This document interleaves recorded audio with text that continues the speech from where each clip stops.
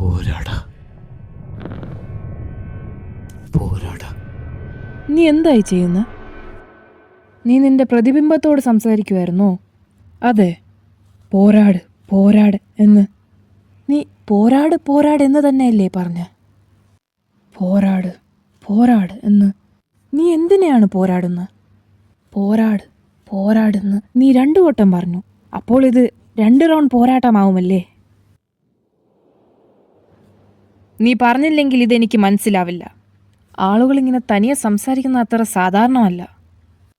എനിക്കറിയാം, ഞാൻ ഇതുവരെ കണ്ണാടിയിൽ നോക്കി ഇതുപോലെ സംസാരിച്ചിട്ടില്ല. ആ ഹെയർ സ്റ്റൈൽ നിനക്ക് നന്നായി ചേരുന്നുണ്ട്.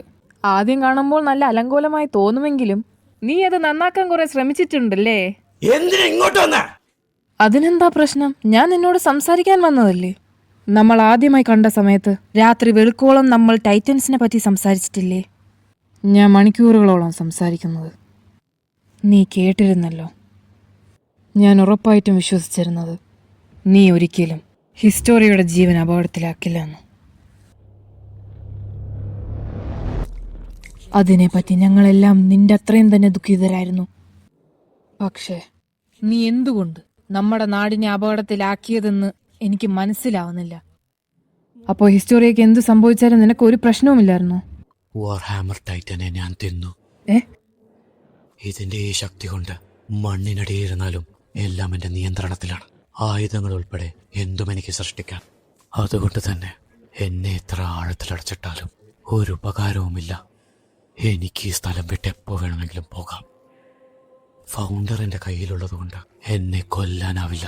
പിന്നെന്തൊക്കെ പറഞ്ഞാലും നിങ്ങൾക്ക് സീക്കിനെയും കൊല്ലാനാവില്ല.